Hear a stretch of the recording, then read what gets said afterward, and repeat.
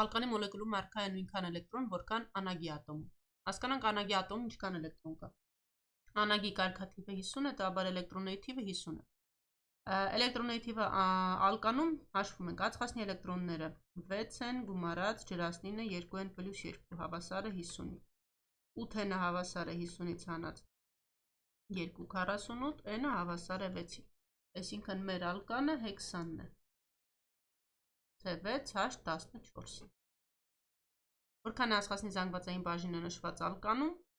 6 անգամ 12-ը կհարաբերենք ամբողջ ալկանի MR-ին 86-ի և կբազմապատկենք 100%-ով։ Ստացվում է 83,72%։ Առաջին տարբերակ։ Որքան է բոլոր իզոմեր ալկաների մոլեկուլներում մեթիլենային խմբերի գումարային թիվը։ Նախ ուղիղ շղթայով հեքսանը, նորմալ հեքսանը կգրենք, ջրածինները չեմ գրում։ Կճյուղավորենք շղթան, պենտան, երկրորդ դիրքում մեթիլ խումբը, նորից պենտան, այս դեպքում երրորդ դիրքում, պենտանով այլևս չենք կարող, սարքենք բութան,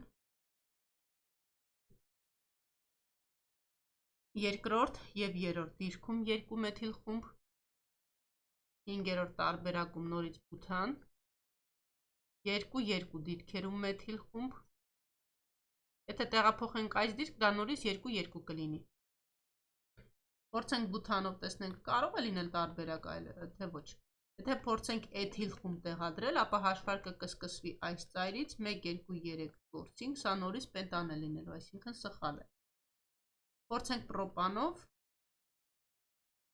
այս դեպքում 5C, ծայրից ճյուղավորում չենք կարող տալ 6-րդ, հետևաբար պրոպանով չի լինի։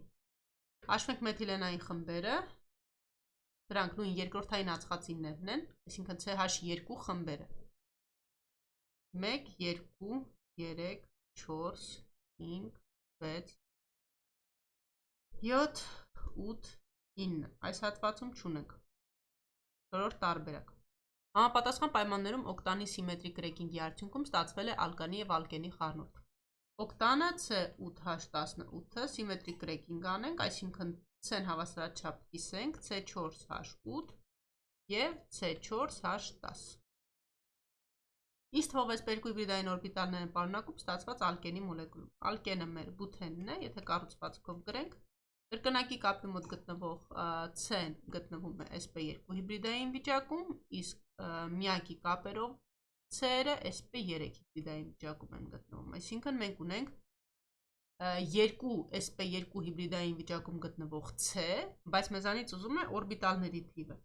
1 sp2-ի մեջ կա 3 օրբիտալ, 1s, 2p, այսինքն 1+2, 3։ Քանի որ ունենք 2 ածխածին, ապա կստացվի 2 անգամ 3, 6։ Երրորդ տարբերակ։ Կրեկինգի հետևանքով ստացված ալկանի կատալիտիկ օքսիդացումից որ նյութն է ստացվում։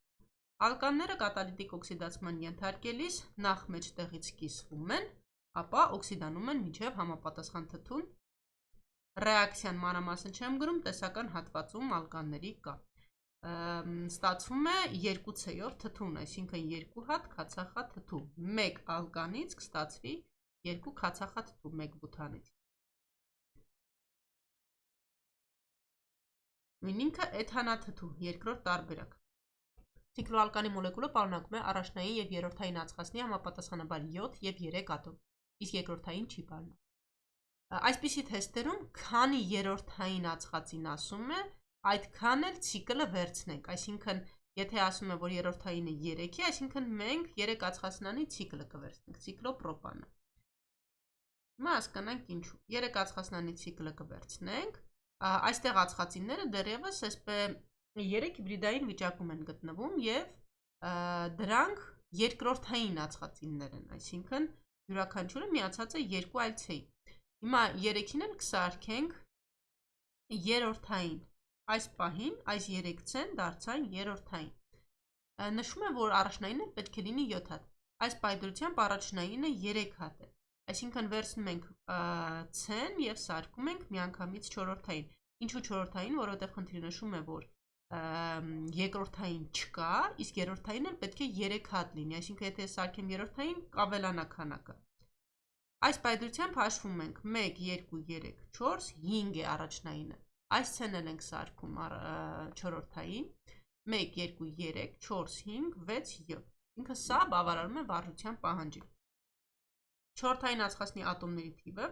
չորրորդայինն է այս ածխածինը և այս ածխածինը, այսինքն 2։ Երրորդ տարբերակ, որքան է ցիկլոալկանի հարաբերական մոլեկուլային զանգվածը, մենք ունենք 3C, 4, 8 և 4-ն էլ այստեղ 12, C12, H24, ստացվում է 168։ Երկրորդ տարբերակ։ Հեքսանիվոր իզոմերն է լուսավորման պայմաններում քլորի հետ փոխազդելիս առաջացնում միայն 2 միաքլոր ածանցյալ։ 3 մեթիլպենտան գրում ենք։ Քլորը կարող է լինել առաջին դիրքում, երկրորդ դիրքում, երրորդ դիրքում։ Եթե տեղափոխենք այստեղ, դա նույն երկրորդ դիրքն է, եթե տեղափոխենք այստեղ, սա ևս նոր իզոմեր է լինելու, այսինքն հաշվարկ եթե սկսենք այս ծայրից 1, 2, 3, 4, դառնալու է 1 քլոր 2 էթիլ բութան, այսինքն 4-ը միաքլոր ածանցյալ է լինելու, ինքը սխալ է սա։ 2 մեթիլպենտան, քլորը առաջին դիրքում, երկրորդ, երրորդ, չորրորդ և 5-րդ, 5 միաքլոր ածանցյալ այստեղ կարող է ստացվել։ 2, 3 երկմեթիլ բութան,